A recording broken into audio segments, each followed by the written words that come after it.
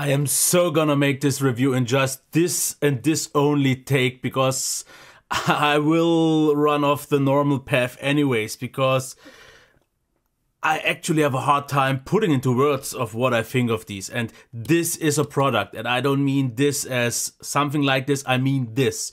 The Audeze LCD2 is a product where someone like me, a small YouTuber who doesn't really usually get many views for his headphone reviews, is kind of honored, or I'm humble to say that I'm so happy that someone like me gets a chance to review something like this, experience something like this,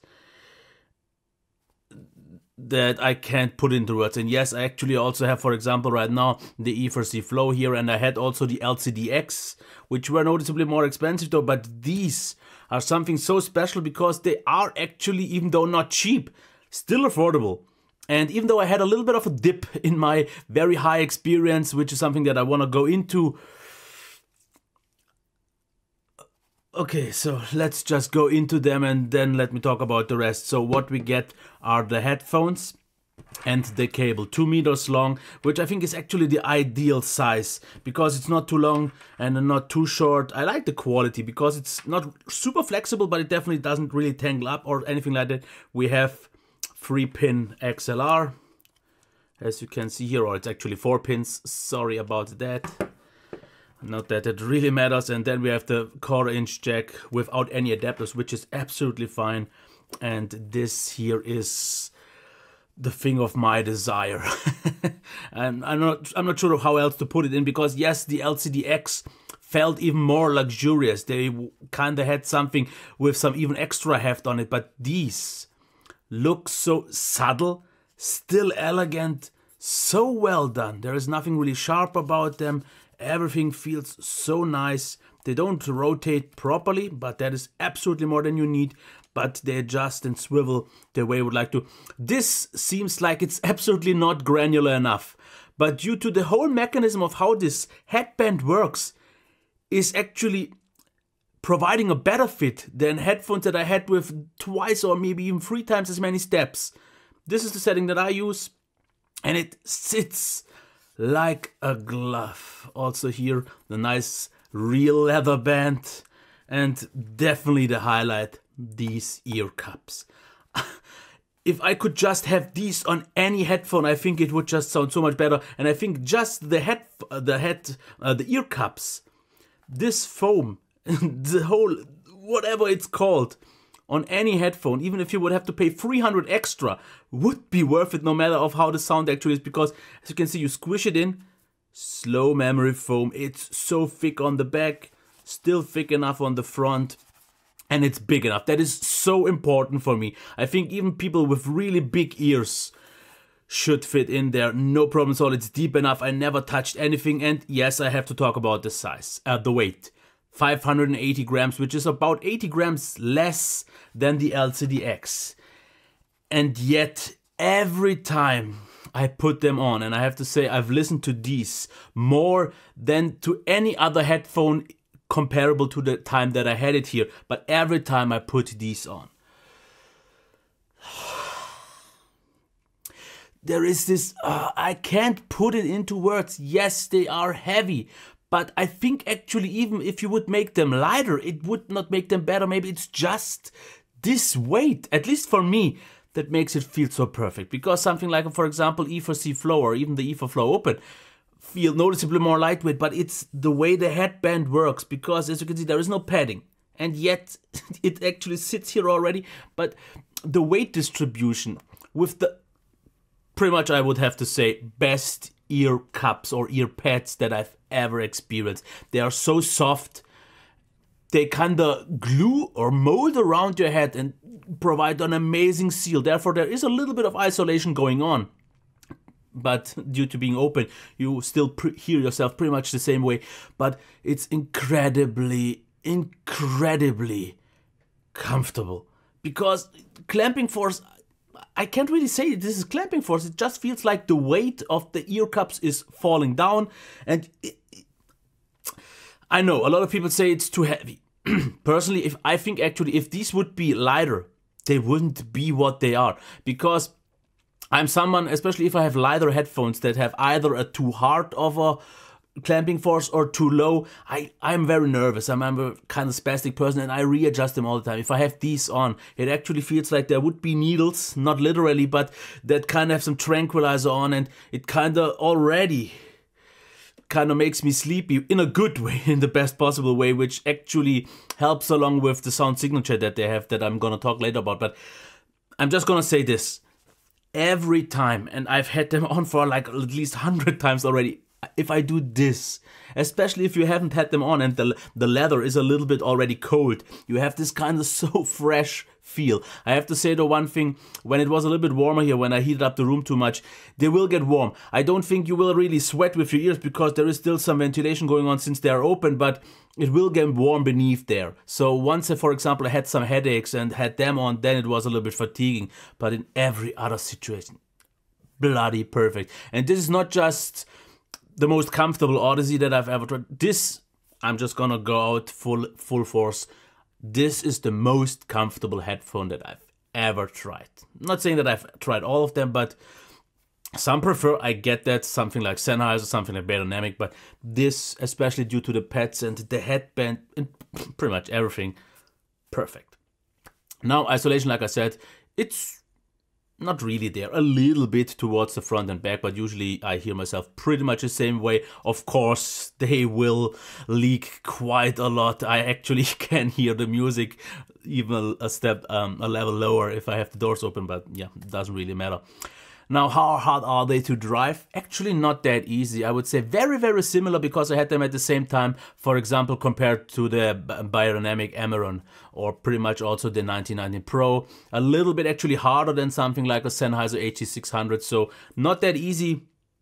But about the actual amp pairing, I have to say one thing, and this is where my dip comes in. When I had these for the first 3 days, I was blown away. I loved them so much. But then I also, for example, at the same time had the Amaron home. I also had my M1060s and I had the Sennheiser HC660s, and then I just noticed in comparison that these just sounded, I knew that already, but I just noticed that even more so, that how dark they sound. And I thought, I'm not sure if I can get used to that. And for example, with my Cambridge Audio DEC Magic Plus, I was already actually quite high at the limit. I was at about 80% for games, even 90%, so I didn't really have many reserves there anymore. When I, for example, had the iFi, the black label, that I didn't have at the same time, but I still had a very similar deck, the i1 from the Nano from iFi, and that is an actual deck that is already a little bit warmer, doesn't have quite all the details and the sparkling kind of bright sound. And with these, I would not really pair them. So personally, since I prefer a little bit of a brighter sound, I would pair this with something actually brighter. And then it was the perfect timing that I got my Audio GD or Audio God NFB 1128 that I'm also going to review at some point. And that one is noticeably brighter. It has this kind of sparkle in the highs. And this for me was the pretty much perfect pairing, because when I thought these were too dark and then paired it with the Audio God, then I had my perfect combo. Because these, being a little bit darker with the nice kind of bright sound of the Audio God, it was perfect. It could drive them super easily because it has power without ends. And then I had kind of like I think for about a week, the best week that I've ever had in terms of sound, because I enjoyed this so much, which of course has to do with how these sound, especially compared to the amp. So if you like a dark sound, these will be perfect for you. If you don't like it a lot, at least pair them with a more bright DEC amp combo. Otherwise, it could be a little bit dull at the high end. Not really dull, but too dark, which now leads me to the sound. Overall, I would like to describe them, and this will be maybe the title, a warm kiss full of darkness. And this is meant in the best possible way, because they are, especially in the bass section, a little bit warm. Noticeably warm, but on a nice way, which does not mean they are not neutral, because the bass is absolutely not over the top. It is ever so slightly elevated, but ever so slightly, but usually very subtle. It doesn't feel colored at all, and it feels so incredibly well done due to being a planar magnetic, because planar magnetics have these great frequency response, and it's such a tight bass, but precise, detailed, but it's also kind of lush in details, and it just feels so right. It never tries to be the main character here. It tries to blend in just as good as the rest, and it does that so well, but in the best possible way. Okay, something like, for example, E4C flow bass sounds completely different, though for me actually quite unnatural. This one sounds so natural, so harmonic, which is the whole sound signature, so harmonic. Then we have mids with a nice little bump at the vocal range, which makes vocals slightly stand out. And I'm already grinning just because this is what I like. I like if you slightly push the vocal frequency so that vocals are a little bit, not too much in the foreground, but just a little bit, so I can focus on that if I want to, not losing any details or anything of the experience of the music. Perfectly done here. And then we have the highs, which actually do a balance act that I've not seen done this well yet before, because they go quite high, but still stay noticeably away from the point where it gets piercing. But you don't feel like it loses any details. It's a clear, crystal clear high, but sibilance is pretty much non-existent, which makes this, what I said already on the LCDX, like kind of like a tranquilizer, because every time I put them on, also maybe due to the size or the weight, they kind of drag you down. And this is perfect for anything relaxing. If you want to just chill with blues or whatever kind of music, anything relaxing that is just not as fast, you always will get kind of drowsy. I always felt a little bit woozy, like I would get an injection with a tranquilizer, but in a way that whenever I would be stressed, I would put these on and I could blast even the most brutal metal. It would feel soothing. But no, this does not mean they sound boring, not at all, because they absolutely do a great, fantastic job also for dubstep, for trap, for anything with bass, because after all, planar magnetics know to impress with bass if it's needed, and this one does. It also extends actually quite low, not nearly as low as the E4C flow, but so well. Nothing feels missing. The balance here and the harmony with this sibilance-free music is so soothing for a long period of time. It's so satisfying with the right amp, because without, I felt like something a little bit in the highs was not dull, but just missing this little sparkle, because the highs are so nicely rolled off in a pretty much perfectly possible way. So well done. Soundstage, actually, which brings me also a little bit to the gaming, is nice for open back, but it's not too wide. It's noticeably less than, for example, on an M1060s, which I think already is too wide. These have a nice balance point because everything feels around you very well balanced, and it actually is able to provide a really great gaming experience. But there, I didn't try that actually with the audio guide, but before with the Cambridge audio felt like it was noticeably too dark, because then it felt a little bit like the soundstage would be kind of muffled, if you get what I mean. So the localization and hearing footsteps and all was really good, but for gaming I would still prefer something else. You can game with them really well, but there are just more focused towards gaming headphones available. This for me is luxury poor, but it pretty much handles everything. I cannot think of any music that I would not enjoy with these. And what you could actually do with this, for I guess you know the kind of the torture things where they put someone in a room, blast extreme music with light and all that. If you would put these on me, blast whatever kind of music you would want to, I would not feel stressed without any flashing, with all the flashing on the world. I would sit there and say, yeah, if that's torture, fine with me. I would enjoy it actually. So classical music, yes. Vocals, amazing, because especially female vocals, they never feel harsh, but they never feel like they would miss out the great openness, because they still feel open and airy, even though darker. So if you are not a fan of dark at all, then you might have an issue. But especially if you use these for a longer period of time and kind of more as your daily driver, you will get so used to that you won't even notice or perceive this darkness so much anymore. And especially if I jump from example to the LCD2C to something like an M1060 or an HD660 Emerald Home, then the difference is obvious. But if you use these as your main music pleasure, if I would like to say so, it won't be an issue. I got so used to that, and I am at a point where I'm actually already for the last 2 weeks just thinking about when I will actually finally just sell like 5, 6 or how many headphones I have to get these. Because this is the thing. For a long period I actually thought about, because my end game kinda will at some point, I guess, end with the Stax L700s. But it could change, because what I also thought for a while could be my end game would be the E4C Flow or the E4 Flow Open. I actually like the open ones a little bit more, and I have the closed ones here for about a week. Didn't really use them too much because I always use these.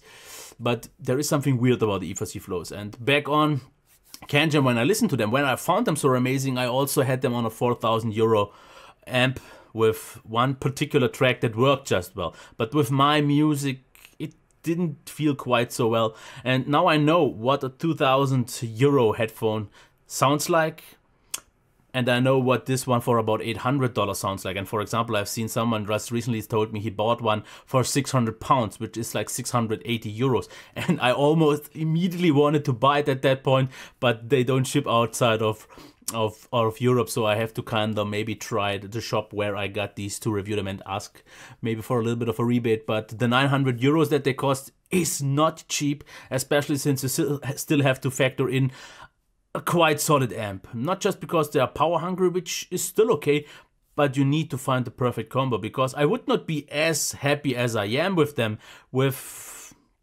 what I had before. So you need at least a neutral or maybe actually brighter amp to get fully satisfied. But now I just think that I don't know what I should improve. Because yes, the M1060 sound signature, someone asked me if I actually prefer the M1060s over the LCD2C, and I said in general the sound signature, because the M1060 sound just noticeably brighter. A little bit more neutral in some ways, but also sometimes. But I like the signature in general. But the qualities are not nearly there. The comfort. This is actually one thing. For example, actually a few people have asked me these, or the Eon Flow Open. And what I have to tell them is that the Eon Flow Open, when I had them, I did not have neither my Cambridge audio, that I'm actually more happy with what I had before. I didn't have that back then. I still used my Focusrite 6i6 with my Magni 2, which sounded good, but I now know that the DAC wasn't really good, and the other integrated amp that I used them with also didn't really sound that good. So I can't properly judge them. But even if they would sound exactly as these, which actually were quite similar, because they also had a slightly dark tone, a little bit elevated bass, also nice, but slightly kind of smoothed off highs. So very, very similar. But I didn't have a direct comparison, so I can't tell. But just because of this, at least for me, unimprovable, and I don't like to say perfect comfort, I would just choose these. Because these, I don't know, I put them on. A second it takes for the foam to properly mold around my head, and with the headband, then they just sit. And I pretty much, whenever I put them on, I don't want to take them off anymore. So good. And just because of that, even if both would sound equal, or even if the Eon Flow would, or Aeon Flow, doesn't really matter, would sound a little bit better, just for the comfort, I would get these. Because yes, the Aeon Flow, noticeably lighter, and they also had a great headband, but they did not have these ear pads that, I don't know what else to say. Amazing, freaking amazing. I've reviewed now over 60 headphones by now. I've listened to like 24 more on CanJam. And yes, for example, HD660 do a phenomenal job in terms of details and kind of a neutral sound, but slightly more towards that thing. And they do this really nice, but they don't come nearly at this level as a whole, the whole package. It's the comfort for me. You have to try it. You have to give it a chance. And you can't just say it's because of the weight, because I usually prefer lighter as well. But there was no single point in time when I said I mind the weight. I don't at all. And that's why I think I will actually buy these sooner or later. I hope sooner than later. And then at some point, maybe I will end up with the stacks. Maybe. Unless they maybe do the same thing. I don't think so though, what the E4C did so far from what I tested. Because I simply know what's possible at the higher end range. And I have not gotten this somewhere else, even more expensive. I got this at a still reasonable price. And yes, it's not cheap, obvious, but everyone who's into sound. Because, for example, I see so many comments, and I know I dragged this video quite long, but it doesn't matter. I have all the time that I want, and you can skip it whenever you want to. But I have so many people who say, I have this headphone, I have this headphone, I have this headphone, and some of them have way more than I do, especially more higher-end ones. I have a lot of cheap ones, headsets and such, but they have like 4 or 5 headphones at around $300 to $400, maybe to $500. But that's also the most expensive one. What I would do, because I'm usually not someone who jumps from one headphone to the other, because everyone says you have for one kind of mood this headphone and for the other one this one. Usually that's true, that's kind of a thing, but if I have something that I'm generally pleased in every situation, I kind of just stick to these, and this would be this. And then I think, why should I have 3 headphones around for 300 euros if I can have one for 900 euros or actually $800? Same. I'm okay with one instead of 3 if this one beats all 3 together. Because, for example, I would have to sell... I don't really have many at 300 because I don't want to sell my Sennheiser, because for reference purposes, and the biodynamic also not, because for the headset reviews and so on. But I would not sell my M1060s because I still like what they do for what they did, and I imported them, so there is still something on, and I want to mod them at some point as well a little bit. But I would, like I said, the $200 headphones that I have, sell enough of them so I can get these, and I don't bother about these because I don't use them anyways. And then I think before I would recommend anyone to go for 2 or 3 headphones that have a different kind of significant or special use case scenario. Just get this one. Believe me, you won't regret it. Yeah. What I'm going to do now is make the German take of this video, and then I think I'm gonna finish the day by listening to these until I fall asleep. Yeah. Of course, obviously, you can tell me what you think about these. If you want to know anything extra, because I think I've covered all the feedback that I wanted to from what I got, because Aeon Flow I covered, HC66s I covered the comfort, I covered the weight. I think I covered it all. If I haven't, let me know down there below. But other than that, yeah, bye.